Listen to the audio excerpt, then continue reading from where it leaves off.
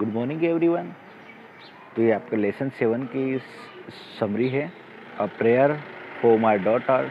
ठीक है, ये जो कवि है इसके अंदर ये बताना चाहता है कि वो उसकी जो एक लड़की है जो क्रेडल मीन्स पालने में सोई है और वो उसके लिए अपनी चिंता व्यक्त करता है। चलो स्टोरी रीड करते हैं।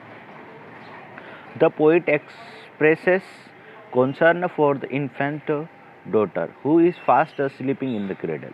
कवि कहता है कि उसकी जो लड़की है वो क्रेडल में पालने में सोई है और वो उसके लिए अपनी चिंता व्यक्त करता है।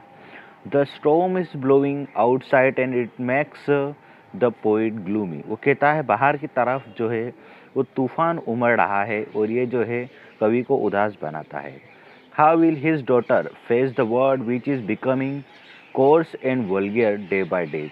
वो कहता है कि मेरी जो लड़की है वो किस तरीके से इस संसार का सामना करेगी जो दिन पर दिन कोर्स और वल्गर मतलब बुरा और वल्गर भावहीन हो रहा है ना।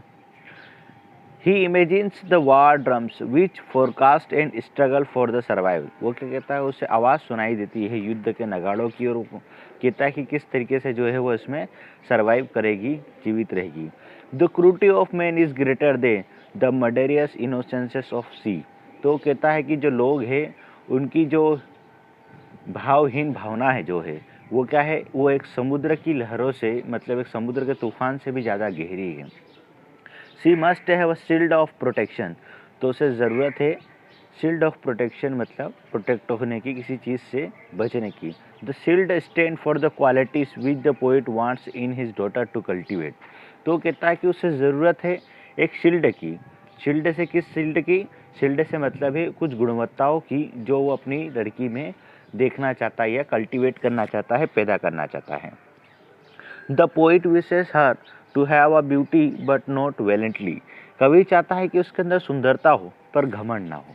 The great beauty like Helen which here represents his girlfriend Maud गोने।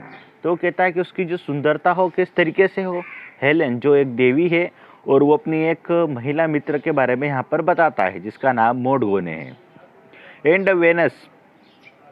Venus, the goddess of love, stumbled into unhappy marriage on account of lack of courtesy and humanity। तो वो वेनस जो देवी है उसके बारे में बताता है कि किस तरीके से वो किसी दुविधा के चलते हुए उसे एक ऐसे व्यक्ति से शादी करना पड़ती है। मोडगो ने मैरिड अ मोड्राई, a drunkard and worthless fellow. तो बताता है कि उसकी जो महिला मित्र मोडगोने हैं वो एक पियक्कड़ और वर्थलेस फिलो मतलब बिना काम के व्यक्ति से शादी कर लेती है। Venus chose the lame god. और वेनस जो है जो प्रेम की देवी है वो एक लंगड़े देवता से शादी करती है। Hephaestus as her husband. और हिफेटियस जो उसका पति है। The poet wants his daughter to cultivate courtesy, a man who marries an inferior beauty may find his reward in the costly kindness of her heart। तो वो चाहता है कि उसकी जो पुत्री है वो ऐसे व्यक्ति से शादी करे, है ना, जो दिल से दयालु हो, हृदय पूर्णक हो और वो उसे समझे। This is more important then the physical beauty of a women which catch the I of a lover. तो कहता है कि ये जो क्या है, ये शारीरिक सुंदरता से भी ज़्यादा महत्वपूर्ण है।